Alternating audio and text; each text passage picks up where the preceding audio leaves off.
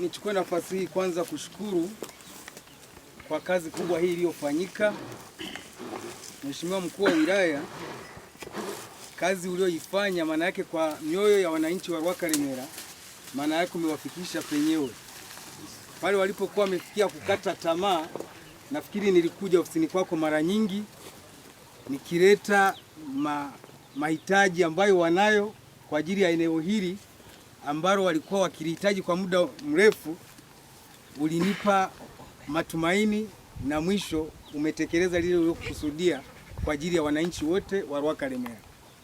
Tulikuwa tunazungumza kwamba linatumiwa na mtu mmoja, sasa hivi linaenda kutumiwa na zaidi ya watu 70, ambapo katika chanzo cha mapato cha kijiji cha Rwakaremera kwa matumizi bora ya ardhi ya miaka 10 iliyopangwa kwa ajili ya maeneo haya tutakuwa tumepiga hatua. Kwa hiyo mimi niseme utakuwa umeokoa kizazi cha kwanza na cha kitakachoendelea. Kwa hivyo mimi nakushukuru kwa kazi kubwa ulioifanya, lakini nafikiri na sisi tumekusumbua, lakini utatusamehe pale ambapo tumekusumbua mkuu wangu. Lakini niseme tu kwamba hawa wote walioko hapa, maana yake tuliweka utaratibu wa kuomba. Hata hawa ambao leo inaonekana kama vile wamepata miracle kutoka kwa Mungu, maana yake watatakiwa kutuma barua kwangu ili tujadili na serikali yangu ya kijiji, tuwapeleke kwenye mkutano mkuu. Baada ya hapo na wenyewe tutakuja tufanye nini? Tuwaelekeze pa kuweka mazizi. Kama ulivyosema, hatutakuwa na uchoyo, maana hii ni mali ya Watanzania wote wa kijiji cha Rwakaremera. Kwa majina naitwa Jonathan Zofiro, ni mwenyekiti wa kijiji hiki, na Mungu awabariki sana. Kwa namna pekee mheshimiwa mkuu, tunakushukuru sana. Tupigie makofi ya kishindo kabisa. Nasikia huko mkuu wa wilaya kuwa ni watu wa fadhila, endapo tutakushukuru. Tangu swala limeanza kwetu tukashtakiwa mahakamani kusema jamaa viongozi, nyie tuko na nyie, kama mlifanya hujuma zitaonekana, kama sio hujuma zilifanya nyie kama ofisi zitaonekana. Mkuu, tunashukuru sana. Lakini pia mkuu, tushukuru vyombo vya ulinzi na usalama, idara ya uhamiaji, polisi, TAKUKURU, ofisi ya ardhi, ofisi ya mifugo, lakini ofisi ya mkurugenzi mtendaji wa wilaya Ngara. Umekuwa ukitumia kwenye swala hili na mwanasheria wetu, ndio maana tumefikia hapa mbele. Ingekuwa hivi vyombo vingine vinatuacha au vinakuacha, tungefanya mambo mengine, lakini umeshikisha vyombo vya usalama toka zoezi limeanza. Ndugu wananchi, tumeenda Ngara zaidi ya mara ngapi? Unasema mnaenda kuzuru Ngara, wananchi hao leo ni Ngara. Lama kiona kama message kangu, kesho tuende wilayani, tuendaje, kuna nini? Tumechoka. Lakini ni ndio maana kiongozi, sio jamani, mheshimiwa, hatukudai nauli kwa mwananchi wala kwenye fedha akaunti ya kijiji. Hatukudai kwamba sasa tunaandika labda matumizi kwa ajili ya kwenda Ngara kwa swala hili. Sisi wenyewe tunaendaje, tunafika kule zaidi. Kwa tunashukuru. Lakini mheshimiwa mkuu wa wilaya, mheshimiwa mwenyekiti, taratibu zote zilifuata kwa maelekezo. Tulitangaza, watu wakaomba awamu ya kwanza, kufanya mkutano mkuu wa kijiji, wananchi wako hapa. Majina tukapishongelea, tukatupa mbali kwa anatumwa na mtu, ndio niombe kwa niaba yangu, afu mimi nitakupa ngombe zangu taniwekea mule. Tukawa na watu wakatupa taarifa hizo, au tukatoa majina.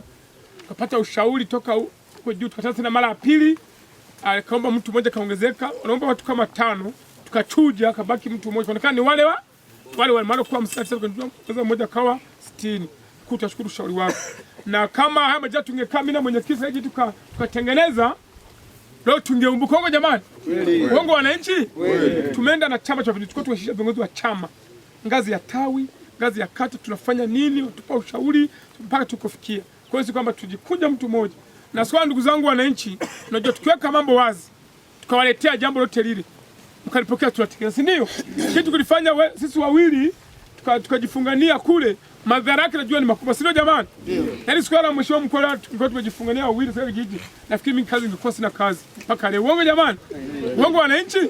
Sasa mkuu, historia Benako tunajua. Kija hapa Benako kama utumii kichwa, kazi hizi kaishia hapa. Uongo wananchi? Kwani mimi ndo kwanza na mwisho. Wanajua ndio mapiga makofi. Kwa hiyo mkuu, nashukuru pia. Lakini kishukuru mkuu kwenye kazi hii, wewe ni mzazi. Ushakuwa kiongozi, mpaka kuongoza umma. Wewe ni mzazi. Yale mapungufu yaona toka tumeanza mchakato mpaka leo, ushasema umeyasamehe.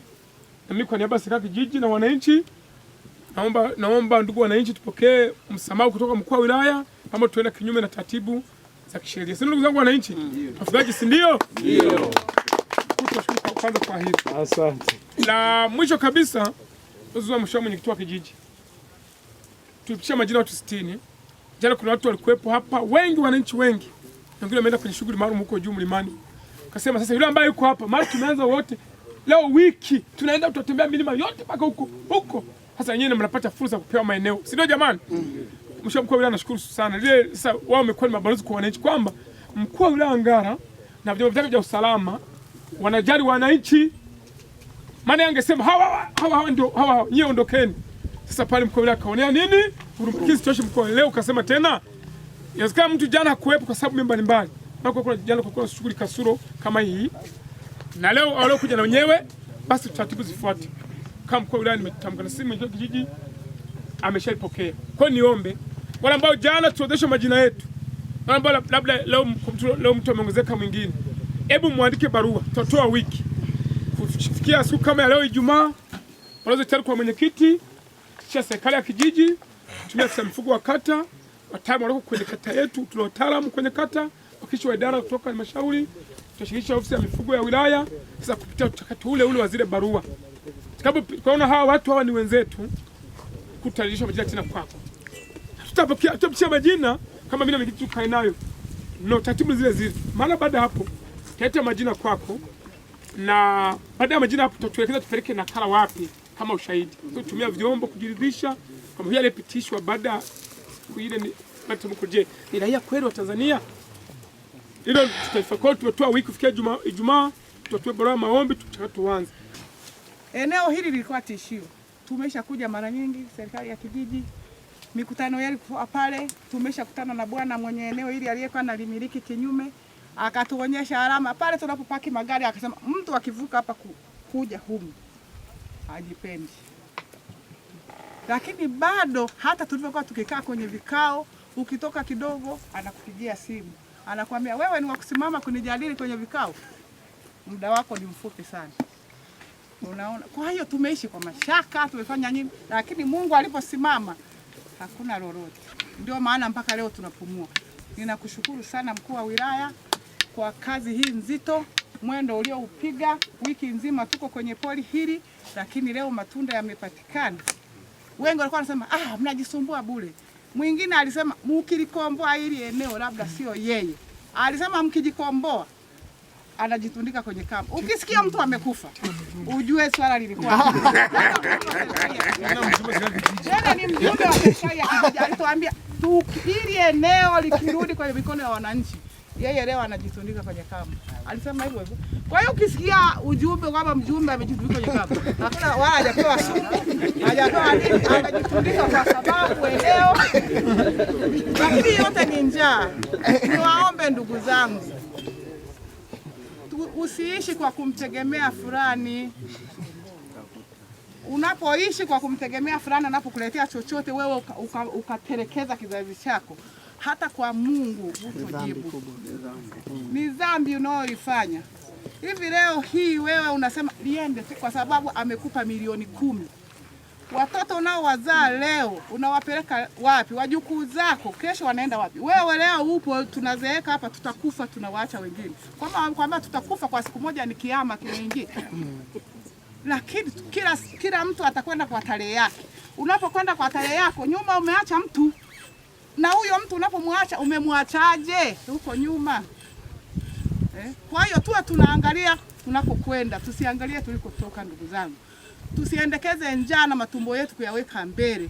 Tuendekeze maslahi ya watu. Unapokuwa mjumbe wa serikali ya kijiji, watetee kama ulivyoenda kuomba kura, umeiomba, umeapa kiapo, sitokula rushwa, sitafanya sijui nini, lakini matokeo yake unakiuka hata yale uliyoyaapa na sitokula rushwa, unakula rushwa. Sasa hapo umefanya nini? Ndugu zangu niwaombe kabisa, hata nyinyi mliopewa haya maeneo, muyalinde haya maeneo. Kulikuwa na tabia ya kwamba huyu jamaa mko sio na mang'ombe 1000 ngapi na 100 ngapi. Ng'ombe zingine zilikuwa zinatoka huku, zinakuja humu, zinajaa humu. Lakini yeye anakusanya huko kwa wafugaji, sijui nini. Haya, watu wakipiga kelele anachangeni hela. Ndio wao wakuu wote na